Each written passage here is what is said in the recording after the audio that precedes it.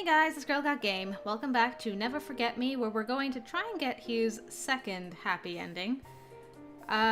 So Hugh's route, as I mentioned before, plays out a little differently than everybody else's.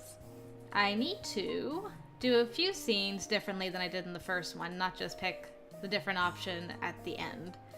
So I think there's 4 scenes all in all that I have to change. I looked it up because I didn't want to be trying things forever and not really having any sense of where I was going, so I looked it up. This is the first scene we have to do differently, and as much as it pains me, we're gonna start with Lewis because we're gonna get another drink and he's probably gonna follow us, so bar for Rooney, but here we go anyway. Get another drink. I definitely need another drink. I make my way towards the bar and mix another cocktail, then slowly drink the brew as I peruse the crowd. I had forgotten how much I hate events like this. Usually I'm glued to Hugh's side, wearing what I imagine is a deer in the headlights look. I'm just not feeling it tonight, though. I've never been a big fan of crowds. I wonder if it'll be okay if I just camp out here for the rest of the night. Oh boy, yep, here he comes. You hate these events too, huh? I look up to see Lewis, and I nearly spit my drink on myself. Classy. Dude, you're part of the reason why I came over here. Fortunately, I managed to mutter a polite response. Yeah. I have to attend these types of things a lot, actually, because Hugh... But wait, why are you a model if you hate stuff like this? Well, I'm not in this industry because I'm attention-starved, if that's what you're implying. Well, I guess that was what I was implying. Oops. It's just that most models I meet are needy. They need their egos, I almost said stoked again. Stroked. Almost constantly. Why would I assume Lewis would be any different? I became a model because I'm truly passionate about fashion, but I lack the creativity that designers like you and Hugh have. And here I am, being photographed in underwear. Living the dream. Lewis laughs nervously, then shrugs. Well, I complain, but it pays really well. I'm miserable now, but I'll be singing a different tune when I get my paycheck. You're welcome. Oh, right. I guess I have you and Hugh to thank for that. There's a beat pause, and then I remember. Wait, aren't you supposed to be up there with the other models? I'm supposed to, but... Do you really think my absence makes that much of a difference? I inspect the group of photographers surrounding the models. No one seems to have noticed that Lewis isn't there.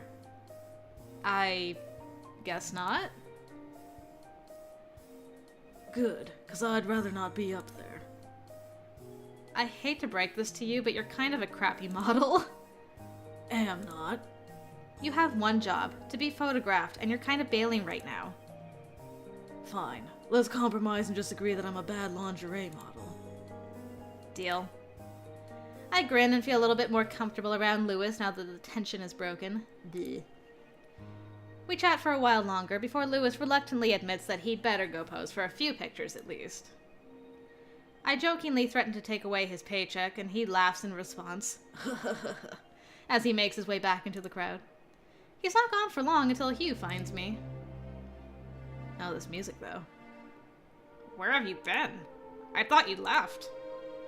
Left? But the party's in our house. Why would I leave? Have you been over here drinking the whole time? Not the whole time. I didn't realize I'd married an alcoholic. I didn't realize I'd married a jerk.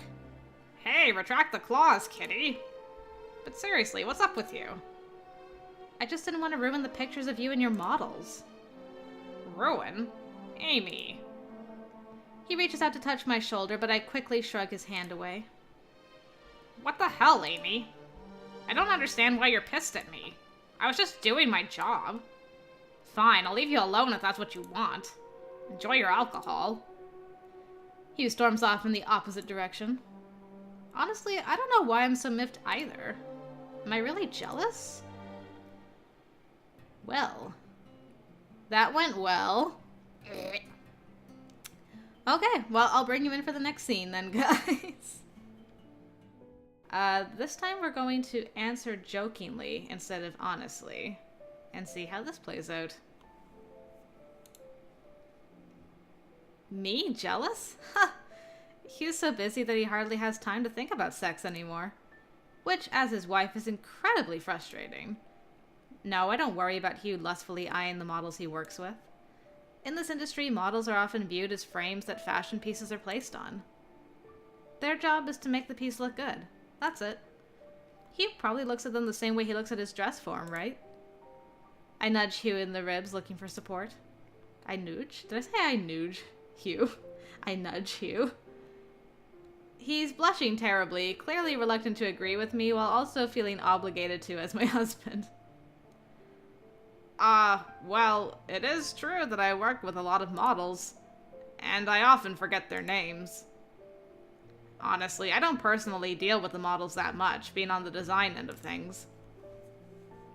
I design the pieces and oversee the production, then someone else handles contracting the models and dressing them, etc. I just approve each model and what piece she'll be wearing before a show or event. So, yeah, very little interaction there. Yeah. In fact, I interact with the models more than Hugh does, and I have to direct some real beefcakes for our male clothing lines. So, Hugh has more of a reason to be jealous than I do. The journalist's face reddens, miffed that the question didn't cause more waves. Interesting. She tries again to get a reaction out of me. Well, it's natural to feel some jealousy. Otherwise, it'd be like you two didn't truly care about each other. A grunt spills out of my mouth, and I retort with a fiery response. No, I believe the word you're looking for is trust. We aren't jealous, constantly worried that the other is cheating, because we trust each other. In fact, most would say that that's the basis of a happy marriage. So don't you dare misinterpret trust as us not caring about each other, okay?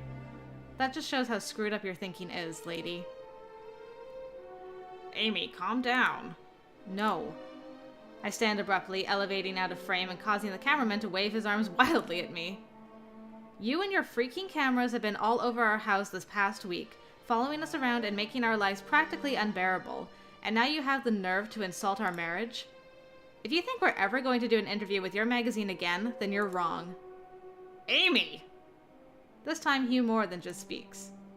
He rises from his chair and takes my hand, pulling me out of frame, and then places his hands reassuringly on my shoulders. Amy, calm down. His eyes are sympathetic, yet stern. Next, without releasing his grasp on me, he turns to the interviewer and the cameraman. Pack up your crap. The interview is over. The woman looks shocked and offended, while the cameraman smiles faintly. He's likely relishing seeing his boss be snapped at. As the two gather all of their equipment, he returns his gaze to me. His expression has changed. The calm, authoritative appearance he previously carried now denotes disappointment. Our eyes stay locked for a few moments longer, and then he releases me and retreats to the bedroom without saying another word. Interesting. Causing some ripples now. Okay, well, I'll bring you in for the next scene then, guys. Yo, yo, it's your girl Molly back in town. This time we're going to encourage her talking about ugly cats. So, this should be interesting. Let's try it out. The polite thing to do would be to listen to Molly's ramblings. She's our guest, and I certainly don't want to offend her again, especially considering we've just patched things up.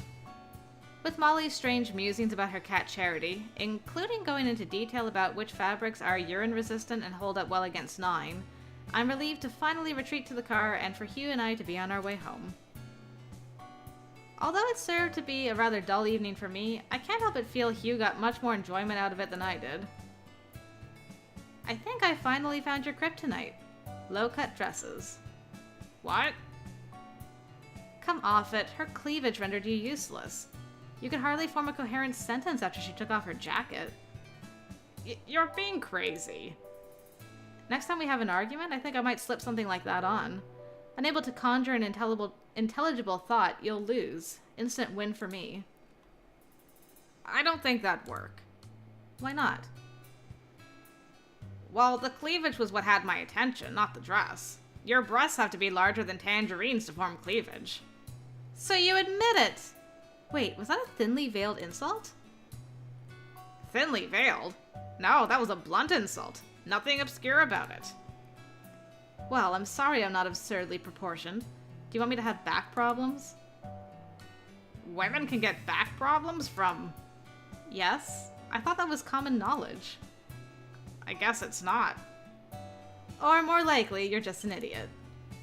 We go back and forth like that for the rest of the ride home. Though I merely joked about it with Hugh, I really am disturbed by the way Hugh's eyes followed Molly's every movement. I feel like we should have had a serious discussion on the ride home rather than flippantly teasing about it back and forth, but I'm not sure if Hugh would even participate. He never was great at being serious. Finally home. I exhale as I exit the vehicle, my breath hovering in the form of vapor in the cold night air. The evening's events managed to birth a question that still lingers in the recesses of my mind. Does Hugh no longer find me attractive? Oh boy. So much trouble. I can't believe this is going to lead to a happy end somehow. Well, we shall see. I'll bring you in for the next scene, guys. Okay, last scene to be different, and picking the first option makes a lot more sense this time, considering the events that have happened so far. So, we'll pick Hugh is too much of a flirt. He leers at nearly every woman we meet like she's a piece of eye candy. It's ridiculous. What? I do not. And what about you, you hypocrite? This coming from the woman who was making out with one of our male models at the gym? Oh, pew pew pew pew. He got you there. Wait, hold on, what? Yeah, you heard me. I walked in on the two of them. I did not kiss him. He kissed me. I made that very clear. I'm sorry. Explain this to me. It was a complete misunderstanding. I happened to run into one of our male models at the gym, and apparently he had feelings for me. He kissed me, and I tried to get away, but he kind of held me, and he was really strong, you know? Don't just ignore that my arms went around his neck. Anyway, Hugh walked in, got mad, yada yada yada. The point is, I'm completely innocent. I see. Hugh, it's unfair to be upset at Amy, so long as she didn't lead this man on. And I certainly did not. However, Amy, you need to understand Hugh's concern. Are you still in contact with this man? The man who kissed you? Well, occasionally we see each other at work. We weren't going to blacklist a perfectly good model just because of that. I see. Amy, it's natural for Hugh to be jealous, especially if you're still seeing this man frequently, even if you have no romantic feelings for him. The fact that he's jealous means that he loves you very much. But it's like he doesn't trust me. You don't trust me either. And that's what we're here to work on. It's okay. Trust isn't easily earned, and even the best couples can have a difficult time establishing it. But first, you two need to forgive each other so you can move forward. It's also necessary that you two show a little empathy and try to understand each other's feelings. I bite my lip, feeling a pang of guilt wrench my stomach. I'm sorry. I thought you were upset because you thought I let him on. Yeah, well, I might have taken my anger out on you a little. You know, since I wasn't able to punch that turd. Turd? What are you, a college frat boy? Hugh reddens and his eyes dart between me and the therapist. I was censoring myself because... the therapist. There's no need to. Still. Hugh's frown deepens as he crosses his arms. I nudge him in the side, eliciting a small smile from him. Come on, don't be such a grumpy bear. See? We're making progress already. The session goes much smoother from then on, and Hugh's considerably more participative. Does anything else change? Nope. Okay. Well, that's it before the ending, so I'll bring you in for the ending then, guys. Alright guys, this ought to do it. The final scene. We're gonna decline this lovely woman's invitation yet again. Hopefully get the second happy ending. Decline. Achievement! Indecent proposal. I open my mouth to answer her, but only release a few syllables before being interrupted by the abrupt swinging open of my office door. Hello? Hugh stands in the doorway, his frame looming dramatically, panting slightly from having hurried here. My. Haven't you heard of this thing called knocking? Rude, says the woman who barged in here.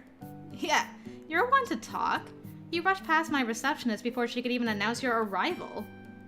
Speaking of, I peer past Hugh to see the poor girl with her head in her hands, clearly reeling from the day's excitement. What are you doing here, Maria? Me? I could ask the same of you. What right do you have to be here? I'm the head of this company, and this is my wife's office. Touché. Admitting defeat, Maria throws her arms in the air and sashays out of the cramped office. Au revoir. She flounces past my receptionist, who now appears to be draining the contents of a flask into her coffee. I feel for you, girl. Hugh closes the door, obscuring my view of her. Hugh, your tone with Maria was incredibly rude. I'm rude? She was trying to steal one of my best employees. God, what is it with people trying to steal you away from me? First Lois, now rivaling companies? Looks like you need to keep me on a short leash. Honestly, I don't get what's so appealing about you. Oh! My face reddens and I cross my arms indignantly. Well, a lot of people seem to think I'm pretty hot stuff. Even so, I was about to decline the offer until you interfered. Well, that was stupid. Wait, what? I came as soon as I found out Maria was here, hoping to get to you before she made her offer. She offered you your own label? Essentially, yeah. Why would you turn that down? Even if you did want to stay with us, you could use her offer as leverage to get some sort of pay raise. Are you seriously criticizing me for not stabbing my own husband's company in the back? I'm just saying that it's what most people would have done. Well, apparently I'm not most people. I think we all know that I deserve a bigger promotion? I assume that's promotion. That I deserve a bigger promotion, but I'm certainly not going to use threats or underhanded tactics to get one. At the end of the day, I'm not working towards a bigger paycheck or title. While my career is important, my husband comes first. We hardly see each other as it is, so can you imagine how it'd be if I were running my own separate company? We'd have to schedule our time together months in advance. And you're so sure that I'd have time to pencil you in? You'd better make time. Hey, I'm a very busy guy. Teasingly, I toss a stress squeeze toy at him and it bounces off of his shoulder. We both shake with laughter, finding the whole thing to be way too humorous. Something about the situation has left me in a euphoric mood. Perhaps it's the way he was looking at me, seemingly with more admiration than ever before. Or maybe the receptionist dispensed some of her flask contents into my morning coffee, too. Hugh clicks his tongue and then scratches the back of his neck boyishly. Ooh! That rang, though. I was going to save this for another time. You know, do something flashy and make a big deal about it, but something tells me now is the right moment. He pulls a black velvet box out of his pocket and opens it to reveal a sparkling silver band encrusted with diamonds. Wow. Do you want to, like, renew our vows and stuff? But